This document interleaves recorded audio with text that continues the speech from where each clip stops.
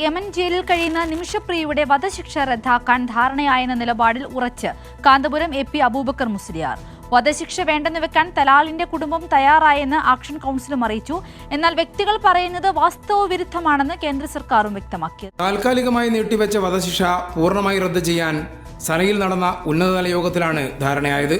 കാന്തപുരത്തിന്റെ ഇടപെടലിൽ യമനിലെ സൂഫി പണ്ഡിതൻ ഹബീബ് ഉമർ നിയോഗിച്ച യമൻ സംഘത്തിനു പുറമെ നോർത്തേൺ യമനിലെ ഭരണാധികാരികളും അന്താരാഷ്ട്ര നയതന്ത്ര ഉദ്യോഗസ്ഥരും പങ്കെടുത്ത മധ്യസ്ഥ ചർച്ചകളിലാണ് സുപ്രധാന തീരുമാനം ഉണ്ടായത്. കൊല്ലപ്പെട്ട തലാലിന്റെ കുടുംബവുമായുള്ള ചർച്ചകൾക്ക് ശേഷമായിരിക്കും ജയിൽ മോചനമടക്കമുള്ള കാര്യങ്ങളിൽ തീരുമാനമാവുക. നിമിഷപ്രിയയെ മോചിപ്പിക്കാനുള്ള ചർച്ചകൾ പുരോഗമിക്കുകയാണെന്ന് ആക്ഷൻ കൗൺസിൽ അഭിഭാഷകൻ സുഭാഷ് ചന്ദ്രൻ പറഞ്ഞു. വളരെ പ്രതീക്ഷാ നിർഭരമായിട്ടുള്ള ആശ്വാസകരമായിട്ടുള്ള വാർത്തയാണ് ഇന്നലെ ബഹുമാനപ്പെട്ട കാന്തപുരത്തിൻ്റെ ഓഫീസിൽ യമനിൽ നിന്നുള്ള മധ്യസ്ഥരിൽ നിന്ന് ലഭിച്ചിട്ടുള്ളത്.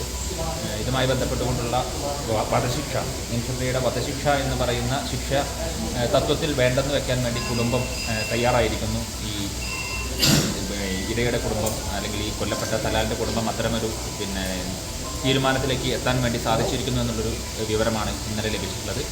ബാക്കി കാര്യങ്ങൾ ഇതുമായി ബന്ധപ്പെട്ടുള്ള ചർച്ചകൾ തുടർന്നുകൊണ്ടിരിക്കുകയാണ്. ആ ചർച്ചകൾ ഇനി പൂർണ്ണമായും നിമിഷയെ മോചിപ്പിക്കാൻ വേണ്ടിയുള്ള ശ്രമങ്ങളാണ് ഞങ്ങൾ നിര്യാതനം നൽകിക്കൊണ്ട് നടത്തുന്നത്. വധശിക്ഷ റദ്ദാക്കാൻ ധാരണയായെന്ന വിവരം കേന്ദ്ര സർക്കാർ സ്ഥിരീകരിച്ചിട്ടില്ല. വ്യക്തികൾ പറയുന്നത് വാസ്തവവിരുദ്ധമാണെന്ന് കേന്ദ്ര സർക്കാർ വ്യക്തമാക്കി.